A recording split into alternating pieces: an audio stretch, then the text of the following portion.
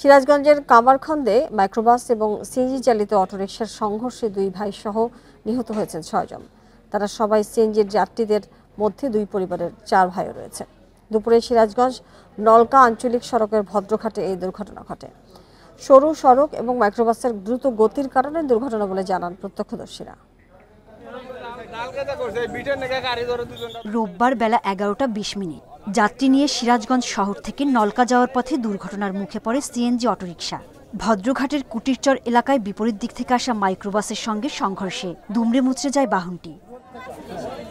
ঘটনাস্থলেই মারা যান সিএনজিতে থাকা 2 ভাই সহ 3 জন। হাসপাতালে মৃত্যু হয় আরও 3 জনের। নিহতদের মধ্যে রয়েছেন নওগাঁ ইউনিয়ন জামাতে ইসলামীর সভাপতি নুরুজ্জামান এবং তার ভাই তারেক রহমান। আরও নিহত হয়েছেন তারাস উপজেলার ভাটারা গ্রামের রেজাউল করিম ও তার ভাই আব্দুল মজিদ এবং একই গ্রামের জাহাঙ্গীর আলম। এছাড়া প্রাণ হারান সিএনজি অটোরিকশা চালক রায়গঞ্জ উপজেলার ব্রাহ্মণবাড়িয়া গ্রামের রাশেদুল। মাইকোটার পাশে একটা অটো ভ্যান ছিল, অটো ভ্যানটাকে বাঁচানোর ক্ষেত্রে মাইকোটা রং সাইডে চলে আসে। এই রাস্তায় ভিড়ের কারণে প্রায় এখানে অ্যাক্সিডেন্ট হয়। এই 6টা অ্যাক্সিডেন্ট এখানে হলো। এই রাস্তায় অ্যাক্সিডেন্টের কারণে হলো এই ভিড়টা। এক সাইডের রাস্তা সারছে আর এক সাইডের রাস্তা সারে নাই।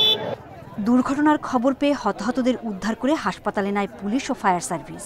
তবে দ্রুত পালিয়ে যায় মাইক্রোবাসের চালক।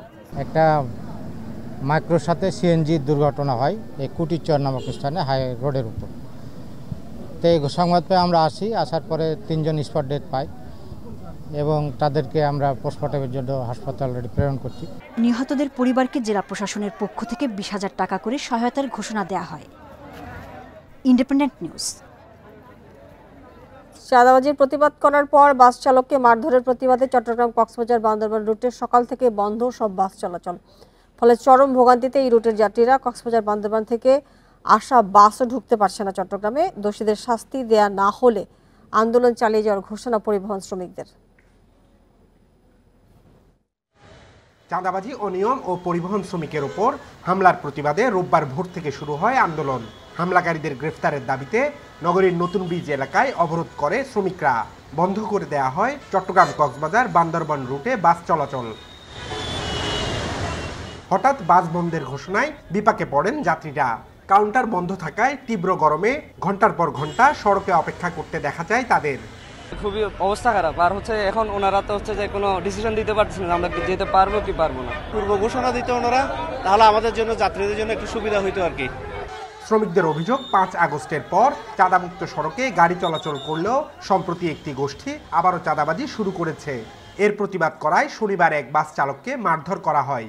চাঁদা দিতে অস্বীকার করার জন্য অস্বীকার করছে বিদায় এদেরকে বহিরাগত এবং মাস্তান দিয়ে হামলা করে যতক্ষণ পর্যন্ত তাদের বিরুদ্ধে আইনগত ব্যবস্থা না হয়, তাদেরকে গ্রেপ্তার করা না হয়, ততক্ষণ পর্যন্ত আমরা এই প্রতিবাদে গাড়ি বন্ধ রেখেছি।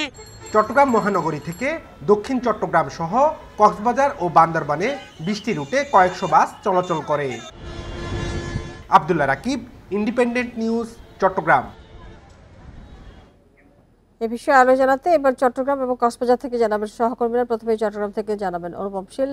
অনুপম, কি পরিস্থিতি এখন কতটা আসলে এই ভোগান্তি জানতে চাই এবং পাশাপাশি এটি নিরসনে কি ধরনের ব্যবস্থা নেওয়া হয়েছে?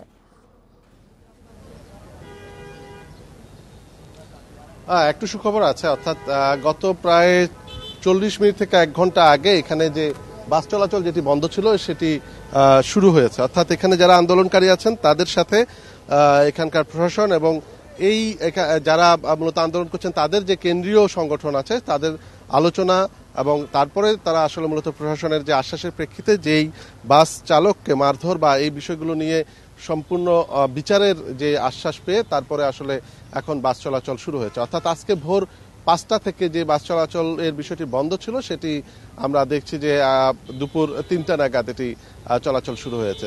তো এই প্রেক্ষাপটে এখন আসলে এই বাস স্ট্যান্ডগুলোতে ইতিমধ্যে বাসের লম্বা সারি তৈরি হয়েছে এবং যারা এখন যেতে চান তারা কিন্তু ইতিমধ্যে এখানে বাস স্টেশনগুলোতে আস্তে আস্তে হাজির হচ্ছেন। আপনি দেখতেই পাচ্ছেন যে দীর্ঘ যানজট ইতিমধ্যে বাস স্ট্যান্ডে তৈরি হয়েছে এবং সারাদিনই যেহেতু এই পথে সাধারণ মানুষজন যারা মূলত দক্ষিণ চট্টগ্রামের বিশেষ করে বান্দরবান এবং কক্সবাজার বাঁশখালী এই রুটটি অন্তত 20টি রুট এবং এই 20টি রুটে কমপক্ষে আমরা 5 শতাধিক বাস চলাচল করে বিভিন্ন কোম্পানির বা বিভিন্ন সমিতির আন্ডারে, এবং সবগুলো বাসই এখন বন্ধ ছিল এবং তার ফলে আসলে সারাদিন যেহেতু বাস চলাচল শুরু চলেনি এবং এই মুহূর্তে বাস চলাচল শুরু হচ্ছে বা হয়েছে, সেক্ষেত্রে সাধারণ মানুষজন যারা এই পথে ছিলেন তারা অনেকেই এখন বাসে উঠে তাদের গন্তব্যে যাওয়ার চেষ্টা করছেন।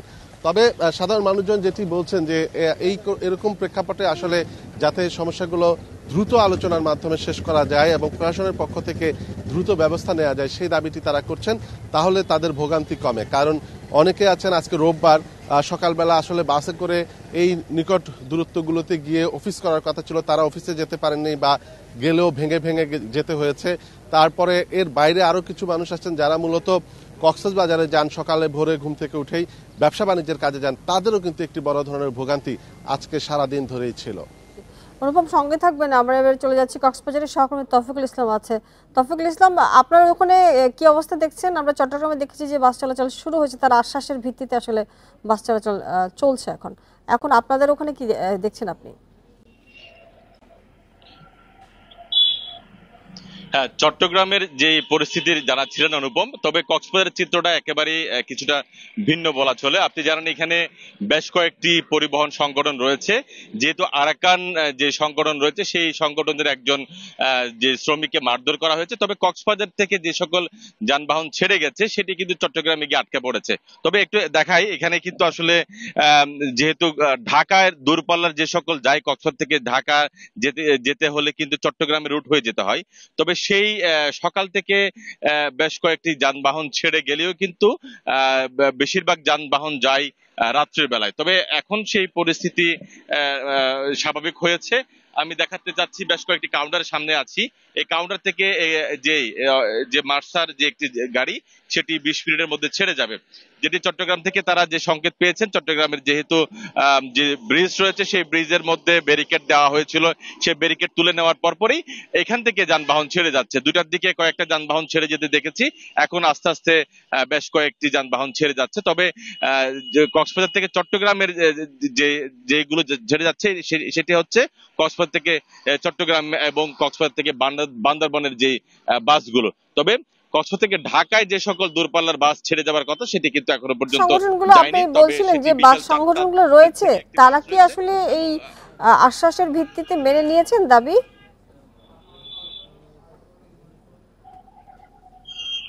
না, দাবির বিষয়টি আসলে সেটি নয়। এই যে আলোচনা হয়েছে কিন্তু চট্টগ্রামে, কক্সবাজারে সেরকম কোনো পরিবহন শ্রমিকের সাথে বা সংগঠনের নেতার সাথে সেখানে কক্সবাজারে কোনো আলাপ আলোচনা সেরকমই হয়নি। তবে সেই বিষয়টি নিয়ে আসলে আমি শ্রমিক ইউনিয়নের একজন নেতার সাথে কথা বলেছি, তিনি আমাদেরকে জানিয়েছেন তাদের যে সংগঠনের বিষয়টি নয়, সেটি আরাকান যে সংগঠন রয়েছে তাদের সংগঠনের একজন কর্মকর্তা বা শ্রমিকের সাথে এই ধরনের গন্ডগোল হয়েছে, সেই গন্ডগোল তারা মিটিয়ে নিয়েছেন, সেরকমই আমরা সেই তথ্যটি পেয়েছি। অনুপম এবং তৌফিকুল ইসলাম, আপনাদের দুজনকে ধন্যবাদ আমাদেরকে বিষয়ে তথ্য দেওয়ার জন্য। চট্টগ্রামের সীতাকুণ্ডে শিপ ব্রেকিং ইয়ার্ডে বিস্ফোরণে দগ্ধ 7 জন ঢাকা মেডিকেলে বার্ন ইউনিটে ভর্তি আছেন। তাদের মধ্যে 7 জনের অবস্থা আশঙ্কাজনক বলে জানিয়েছেন চিকিৎসকরা। এর আগে শনিবার দুপুরে শিপ ব্রেকিং ইয়ার্ডে জাহাজ কাটার কাজ করছিলেন শ্রমিকরা। জাহাজের পাম্প রুমে লোহার পাত কাটার সময় হঠাৎ বিস্ফোরণ হয়, এতে দগ্ধ হন 12 শ্রমিক। তাদের উদ্ধার করে প্রথমে নেওয়া হয় চট্টগ্রাম মেডিকেল কলেজ হাসপাতালে। সেখানে বার্ন ইউনিটে আইসিইউ সুবিধা না থাকায় আশঙ্কাজনক 8 জনকে পাঠানো হয় ঢাকায়। পথেই মারা যান একজন।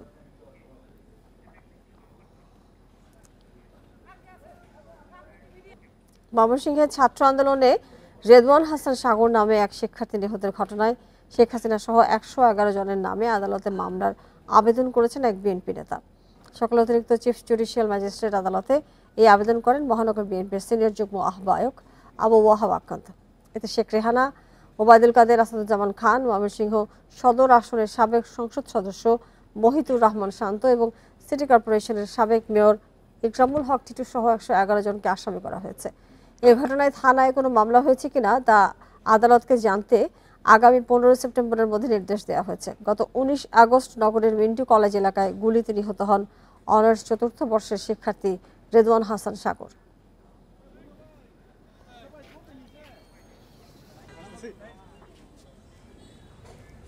রাজশাহী বিভাগে এখনো উদ্ধার হয়নি লুটের 92টি আগ্নেয়াস্ত্র সহ প্রায় 1150 অস্ত্র। কোনো সন্ধান নেই 11,000-এর বেশি গোলা বারুদের। রাষ্ট্রবিজ্ঞানীরা বলছেন এসব অস্ত্র উদ্ধার না হলে হুমকিতে পড়বে জননিরাপত্তা। তবে প্রশাসন বলছে অবৈধ অস্ত্র উদ্ধারে যৌথ বাহিনীর অভিযান চলছে। বৈষম্যবিরোধী ছাত্র আন্দোলন দমনে আইনশৃঙ্খলা বাহিনীর পাশাপাশি অস্ত্র হাতে দেখা গেছে সশস্ত্র সন্ত্রাসী গোষ্ঠীকেও। প্রকাশ্যে পুলিশের সামনে চলে অস্ত্রের মহড়া। তাদের গুলিতে হতাহত হন অনেক ছাত্র জনতা। ছাত্র জনতার গণ অভ্যুত্থানে আওয়ামী লীগ সরকারের পতনের পর থানা ও ফাঁড়িতে হামলা চালায় দুর্বৃত্তরা। রাজশাহী বিভাগের বিভিন্ন থানা ও পুলিশ ফাঁড়ি থেকে লুট হয় ৩৪৯টি অস্ত্র, ১৬,৮২২টি গোলাবারুদ। অভিযান চালিয়ে উদ্ধার করা হয়েছে ২৫৭টি অস্ত্র ও ৫,৭৯৫টি গোলাবারুদ। অন্যদিকে রাজশাহী বিভাগে লাইসেন্সকৃত ২,২৭৯টি অস্ত্রের মধ্যে জমা পড়েছে ১,১৩১টি। এখনও উদ্ধার করা হয়নি ১,১৪৮টি অস্ত্র।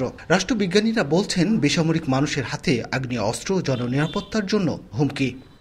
অস্ত্র লুণ্ঠিত হয়েছে, অস্ত্র ছড়িয়ে গেছে, এটা একটা দিক যেরকম। অন্যদিকে আইনশৃঙ্খলা বাহিনীর যে তৎপরতার অভাব এবং আইনশৃঙ্খলা বাহিনীর প্রতি যে মানুষের যে আস্থাহীনতার অভাব, এই দুটা একসাথে কিন্তু মানুষকে কিন্তু আরও বেশি আতঙ্কিত করে তোলে। রাজশাহী বিভাগীয় কমিশনার বলছেন যে কোনো মূল্যে অবৈধ অস্ত্র উদ্ধার করা হবে। যত দ্রুততম সম্ভব, যত নিবিড়ভাবে সম্ভব, যত কঠোরভাবে সম্ভব আমরা পরিচালনা করব, যাতে একটি অবৈধ অস্ত্র যাতে বাইরে না থাকে। যৌথ বাহিনীর অভিযানে অস্ত্র উদ্ধারের পাশাপাশি সন্ত্রাসীদেরও আইনের আওতায় আনার আহ্বান সংশ্লিষ্টদের। Mustafizur Rahman, Independent News, Rajshahi.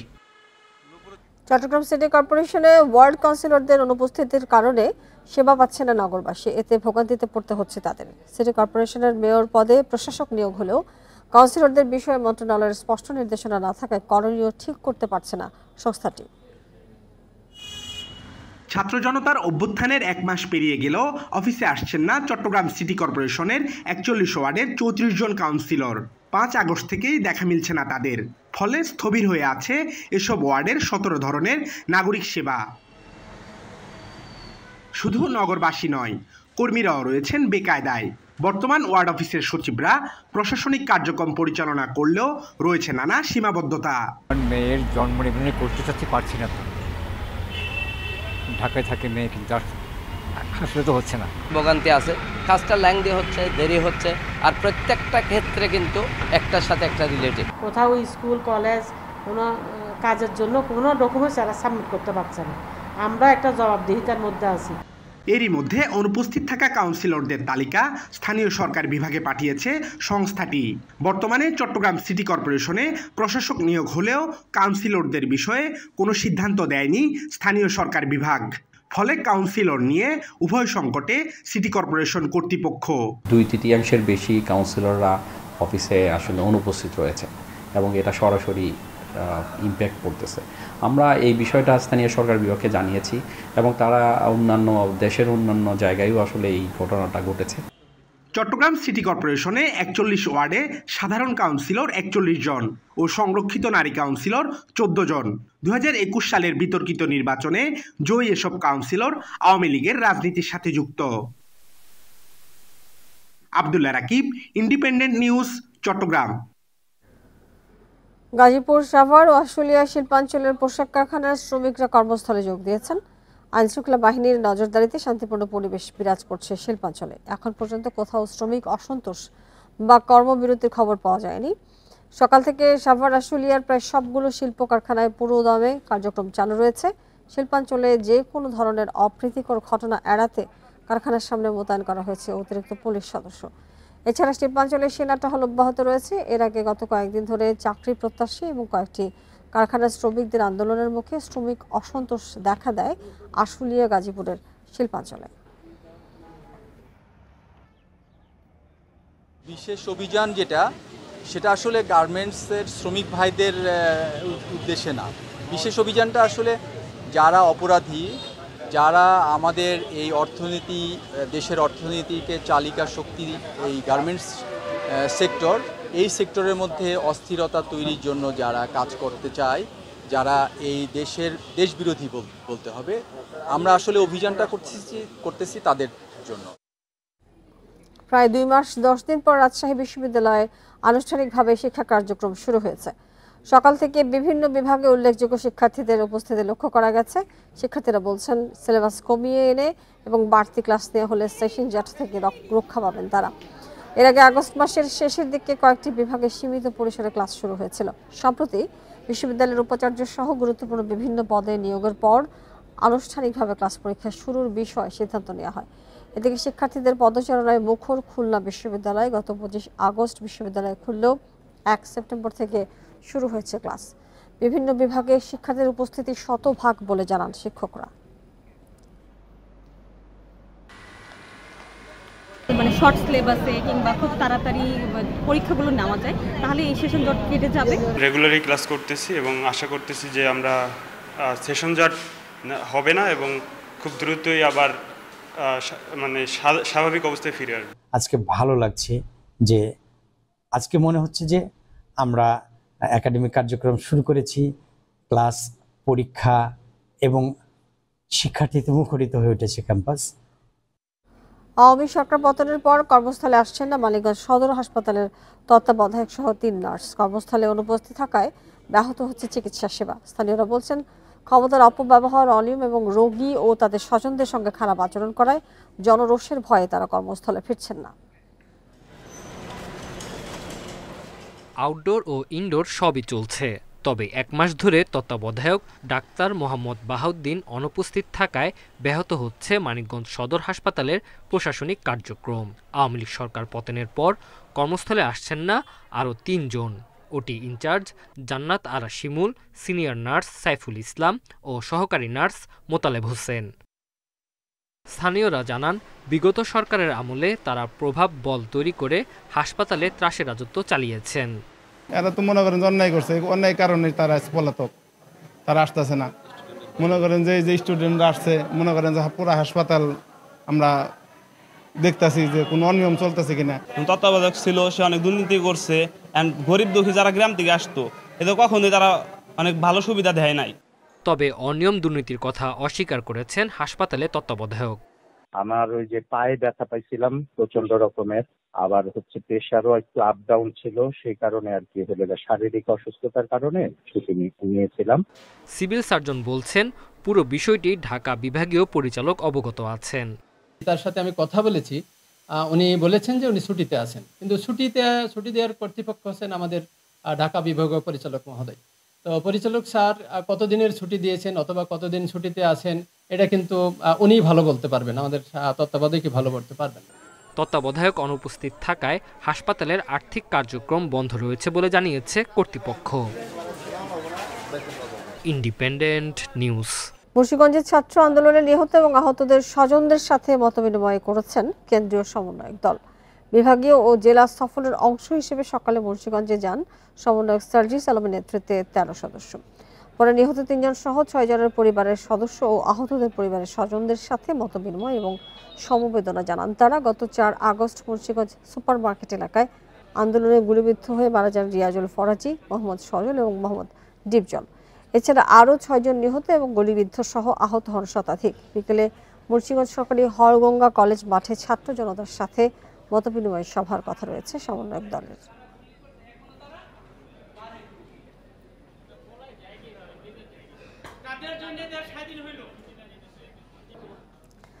ভারত থেকে আলু আমদানির খবরে একদিনের ব্যবধানে হিলিতে আলুর দাম কমেছে কেজিতে 7 থেকে 10 টাকা।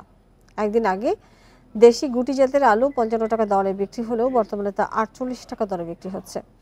এছাড়া কাটিনাল জাতের আলু 52 টাকা থেকে কমে 42 টাকায় বিক্রি হচ্ছে। দাম কমায় খুশি নিম্ন আয়ের মানুষজন। বিক্রেতারা বলছেন চাহিদা মোতাবেক আলুর সরবরাহ কমে যাওয়ায় বেশ কিছুদিন ধরেই আলুর দাম বেশি। সম্প্রতি সরকার আলু আমদানিতে শুল্ক প্রত্যাহার করে নেয় হিলি সহ বিভিন্ন স্থলবন্দর দিয়ে আলু আমদানির প্রস্তুতি নিয়েছেন আমদানিকারকরা। ফলে যারা আলু মজুদ রেখেছিলেন তারা আলু বাজারে ছাড়তে শুরু করেছেন। এতে করে সরবরাহ বাড়ার আলুর দাম কমেছে। আমদানি শুরু হলে দাম আরও কমার আশা ব্যবসায়ীদের। আলুর বাজারটা একটু হয়ে গেছে, কমে গেছে। 48-50 গুড়ি বেচতেছি, 46-48 কাটি লাল বেচতেছি। আগে ছিল 50-52 টাকা, এখন একটু 47 টাকা আজকে কিনলাম। এ বিষয়ে আরো জানাতে এবার হিলি থেকে যুক্ত হয়েছে সহকর্মী সাজ্জাদ হোসেন।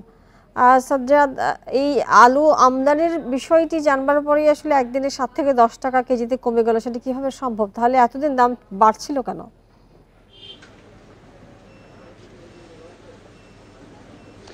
জি, আপনি জানেন যে বর্তমান সরকার নিত্যপণ্যের বাজারকে স্থিতিশীল রাখার জন্য তারা কিছু পদক্ষেপ নিয়েছেন। সেই পদক্ষেপ হিসেবে গত বৃহস্পতিবার আমরা দেখেছি যে ভারত থেকে পেঁয়াজ এবং আলু আমদানির উপরে শুল্ক কমানো হয়েছে। এই শুল্ক কমানোর কারণেই মূলত ভারত থেকে একটা আলু আমদানির সম্ভাবনা তৈরি হয়েছে। আমরা এই সম্ভাবনায় কেন্দ্র করে কিন্তু আমরা দেখেছি যে একদিনের ব্যবধানে প্রতি কেজি আলুতে কিন্তু 8 থেকে 10 টাকা কমে এসেছে। তো ব্যবসায়ীরা বলছেন যে বিগত দিনগুলোতে কোল্ড স্টোরেজ থেকে আলু কম সরবরাহ হতো বাজারে, কিন্তু এই আলু আমদানির খবরেই কিন্তু দেখা গেছে যে গতকাল থেকে কিন্তু সরবরাহটা বৃদ্ধি পেয়েছে। আগে যেখানে প্রতিদিন দেখা যেত যে হিলির মতো জায়গাতে প্রায় 1-2 গাড়ি আলু আসতো, সেখানে গতকাল থেকে 4 থেকে 5 গাড়ি কিন্তু আলু আসছে। অর্থাৎ মানে যে আলু আমদানির যে সম্ভাবনা বা সম্ভাবনার কথাতেই কিন্তু যে কোল্ড স্টোর থেকে সেটি কিন্তু আলু কিন্তু সরবরাহ বেড়েছে। এই সরবরাহ বাড়ার কারণে কিন্তু কিছুটা দাম কমে এসেছে। আমরা দেখেছি যে গতকালকে কিন্তু প্রতি কেজি আলু 55 থেকে 56 টাকা কেজি দরে বিক্রি হয়েছিল, সেটি কিন্তু আজকে বিক্রি হচ্ছে 44 থেকে 48 টাকার মধ্যে। তো ব্যবসায়ীরা বলছেন যে আলু সরবরাহ বেড়ে যাওয়ার কারণে কিন্তু মূলত আলুর দামটা কমে আসছে। আমি আমদানিকারকদের সঙ্গে কথা বলেছি, তো তারা বলছেন যে আসলে আলু আমদানির জন্য তারা প্রস্তুতি নিচ্ছেন এবং আইপি করছেন, অর্থাৎ ইম্পোর্ট পারমিটের জন্য তারা কিন্তু দিচ্ছেন। হয়তো দেখা যাচ্ছে 2-4 দিনের পর থেকে হয়তো আলু আমদানিটা শুরু হবে। তো তারা বলছেন যে ভারতে বর্তমান যে আলুর দাম রয়েছে সেই হিসাবে কিন্তু যদি আলু আমদানি শুরু হয় সেক্ষেত্রে কিন্তু বাংলাদেশে এসে কিন্তু প্রতি 40 টাকার উপরে পড়ার কথা নয়। তো তারা বলছেন যে আলুটা আমদানি শুরু হলে যে আলুর যে বাজারটা আরও কিছুটা হলে কমে আসবে। তো এই ছিল হিলি থেকে সর্বশেষ অবস্থা। সাজ্জাদ, আপনাকে অনেক ধন্যবাদ। ঝিনাইদহে দুর্গাপূজা উপলক্ষে সনাতন ধর্মাবলম্বীদের সঙ্গে মতবিনিময় করেছে বিএনপি। সকালে শহরের একটি কমিউনিটি সেন্টারে এই সভার আয়োজন করা হয়। এ সময় শারদীয় দুর্গোৎসব নির্বিঘ্নে পালনে সনাতন ধর্মাবলম্বীদের সার্বিক সহযোগিতার আশ্বাস দেন বিএনপি নেতারা। কোথাও কোনো ধরনের বিশৃঙ্খলার চেষ্টা হলে কঠোর হস্তে দমন করার হুঁশিয়ারি দেন তারা। এতে বক্তব্য রাখেন জেলা বিএনপি সভাপতি অ্যাডভোকেট এম মজিদ, সাধারণ সম্পাদক জাহিদুজ্জামান মনা, হিন্দু বৌদ্ধ খ্রিস্টান ঐক্য পরিষদের সভাপতি নারায়ণ চন্দ্র বিশ্বাস।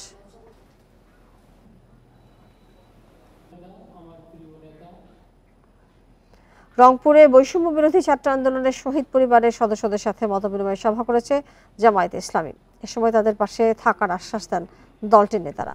সকালে নগরীর একটি হোটেলে মতবিনিময় সভায় যোগ দিয়ে জামায়াতে ইসলামের সেক্রেটারি জেনারেল অধ্যাপক মিয়া গোলাম পরবর বলেন, আওয়ামী লীগ শাসনামলে দেশে হত্যা, গুম সহ ব্যাপক লুটপাট হয়েছে। যারা এসব কাজে জড়িত ছিলেন তাদের বিচারের আওতায় আনা হবে। পরে পুলিশের গুলিতে নিহত আবু সাইদ সহ 16 জনের পরিবারকে আর্থিক সহায়তা দেওয়া হয়।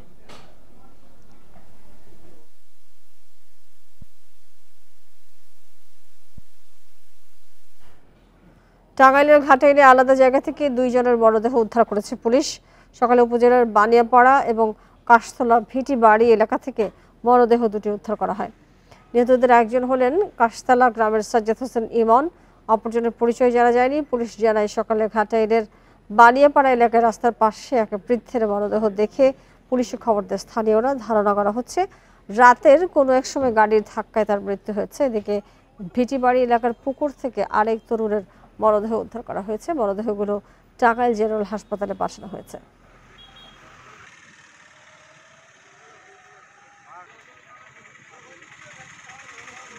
বন্যা পরিস্থিতির উন্নতি হলেও এখনো নোয়াখালী এবং লক্ষ্মীপুরে পানিবন্দী অন্তত 18 লাখ মানুষ। ধীরে ধীরে পানি কমলেও ঘরবাড়ি হারিয়ে মানবেতর জীবনযাপন করছেন তারা। অপরিকল্পিতভাবে নদী ও খাল দখল করায় বন্যা কবলিত এলাকা থেকে দ্রুত পানি সরছে না। নোয়াখালীর বেগমগঞ্জ, চাটখিল, সেনবাগ, সোনাইমুড়ি সহ বিভিন্ন এলাকার রাস্তাঘাট ঘরবাড়ির পানিতে তলিয়ে। জেলা ত্রাণ এবং পুনর্বাসন অফিসের তথ্য অনুযায়ী 8 উপজেলায় এখনও পানিবন্দী 13 লাখ মানুষ। 591টি আশ্রয় কেন্দ্রে অবস্থান করছে 77,426 জন মানুষ। লক্ষ্মীপুরের 5 উপজেলার অন্তত 5 লাখ মানুষ পানিবন্দী। কোথাও কোথাও রাস্তাঘাট এবং বাসাবাড়িতে হাঁটু সমান পানি রয়েছে। এদিকে আশ্রয় কেন্দ্র থেকে বাসিন্দারা বাড়ি ফিরলেও ঘরবাড়িগুলো বসবাসের অনুপযোগী।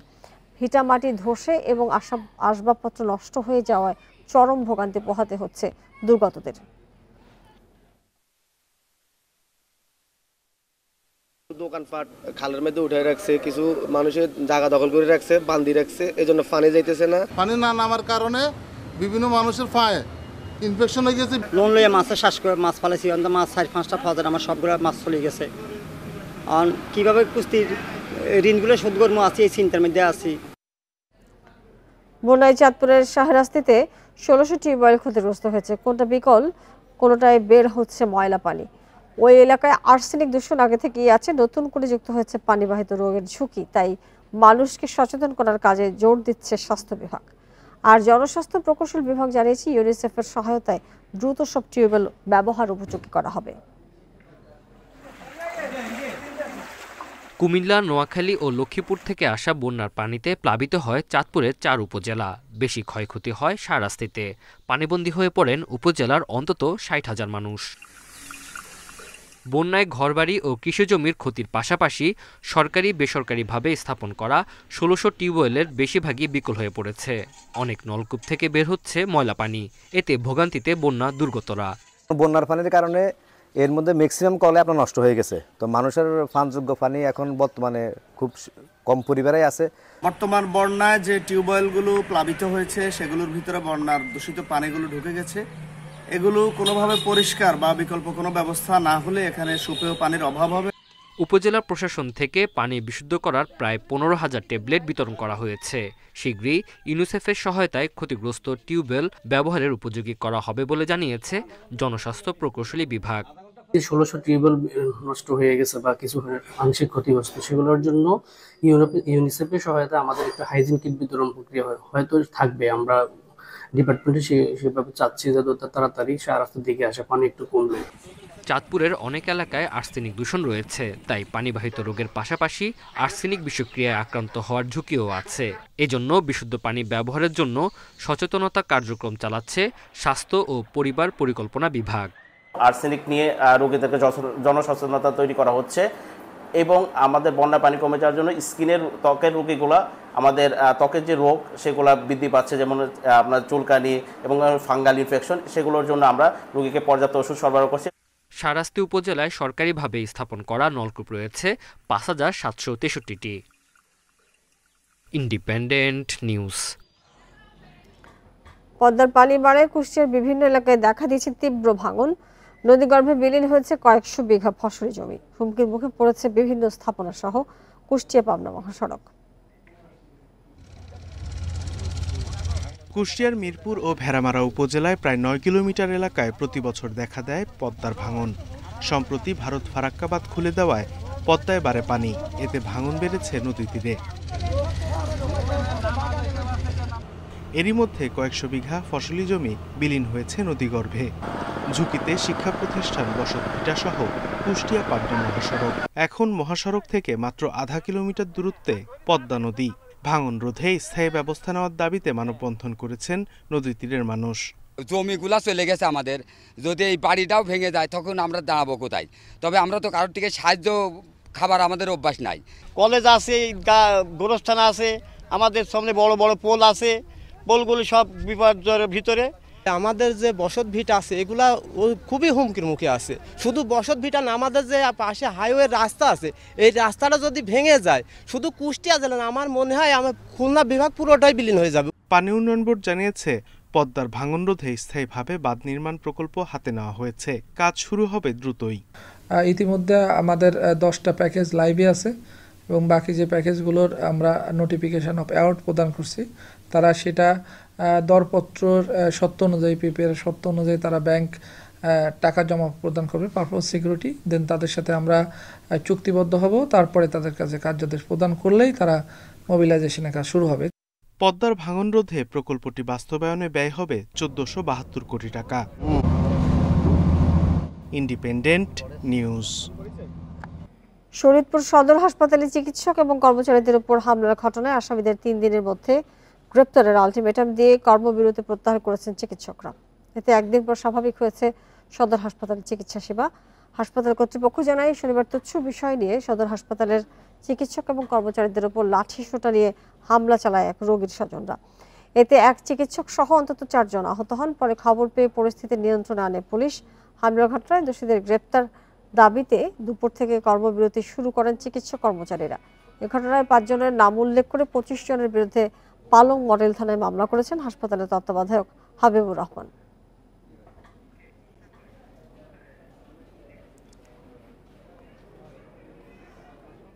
37 দিন পর বেনাপোল পেট্রাপোল স্থলবন্দর দিয়ে রেলপথে ভারতের সঙ্গে চালু হয়েছে আমদানি রপ্তানি। 4টি চালানে এসেছে 2888 মেট্রিক টন পণ্য। রেলপথে পণ্য আমদানিতে খুশি বন্দর ব্যবসায়ীরা। Benapole rail station master Saidur Rahman জানিয়েছেন, গত 26 জুলাই থেকে বন্ধ হয়ে যায় বেনাপোল দিয়ে রেলপথে পণ্য আমদানি রপ্তানি বাণিজ্য। দুই দেশের উচ্চ পর্যায়ের কর্মকর্তাদের আলোচনার পরিপ্রেক্ষিতে আবারও শুরু হয়েছে কার্যক্রম। ট্রেনে বন্ধ ছিল, আবার সচল হয়েছে। এর ফলে ব্যবসায়ীরা উপকৃত হচ্ছে। পরিস্থিতি খারাপ থাকার কারণে এই 37 দিন পরে আমদানি শুরু হয়েছে। এই মাসের প্রথম থেকে 4টি চালান এসছে এবং ট্রেনে আমদানি পণ্য আনার জন্য খরচ কম আছে। গাজীপুরের রাজেন্দ্রপুরের লোকাল ট্রেনের যাত্রা বিরতির দাবিতে ট্রেন আটকে রেখে মানববন্ধন করছে এলাকাবাসী। সকালে রাজেন্দ্রপুরের স্টেশনে এই কর্মসূচির আয়োজন করে এলাকাবাসী। এই সময় বক্তারা বলেন, দীর্ঘদিন ধরে কমিউটার ট্রেনের যাত্রা বিরতির জন্য দাবি জানিয়ে আসছিলেন তারা, কিন্তু কর্তৃপক্ষ এ বিষয়ে কোনো সিদ্ধান্ত না দেওয়ায় মানববন্ধন করেন তারা। স্টেশন মাস্টার আমিনুল ইসলাম জানান, কর্মসূচির কারণে প্রায় 2.5 ঘন্টা জামালপুরের দেয়ানগঞ্জ থেকে ঢাকাগামী কমিউটার ট্রেন আটকে থাকায় দুর্ভোগে পড়েন যাত্রীরা। ট্রেনের যাত্রা বিরতির বিষয়টি ঊর্ধ্বতন কর্তৃপক্ষকে জানানো হয়েছে।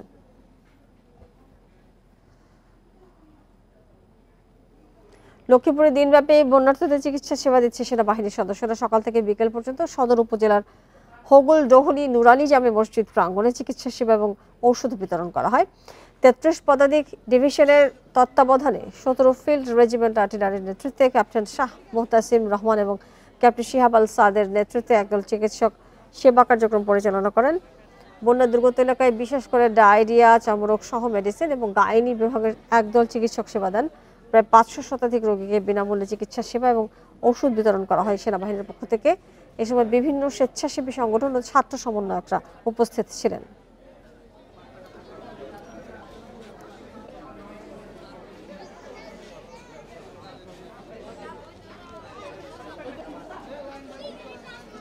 বঙ্গোপসাগরে অবস্থানরত সুস্পষ্ট লঘুচাপটি উত্তর পশ্চিম দিকে এগিয়ে এবং আরও ঘনীভূত হয়ে নিম্নচাপে পরিণত হয়েছে। নিম্নচাপের প্রভাবে এরই মধ্যে কুয়াকাটা সংলগ্ন বঙ্গোপসাগর বেশ উত্তাল রয়েছে। উপকূলের বিভিন্ন স্থানে থেমে থেমে গুঁড়ি গুঁড়ি বৃষ্টিপাত হচ্ছে। আবহাওয়া অফিস জানিয়েছে, খুলনা, বরিশাল, চট্টগ্রাম ও সিলেট বিভাগের কিছু কিছু জায়গায় এবং রংপুর, রাজশাহী, ঢাকা, ময়মনসিংহ বিভাগের 2-1 জায়গায় অস্থায়ীভাবে দমকা হাওয়া সহ হালকা থেকে মাঝারি ধরনের বৃষ্টি এবং বজ্রসহ বৃষ্টি হতে পারে। এর প্রভাবে উত্তর বঙ্গোপসাগর উপকূলীয় এলাকা এবং সমুদ্র বন্দরগুলোর উপর দিয়ে দমকা বা ঝোড়ো হাওয়া বয়ে যেতে পারে।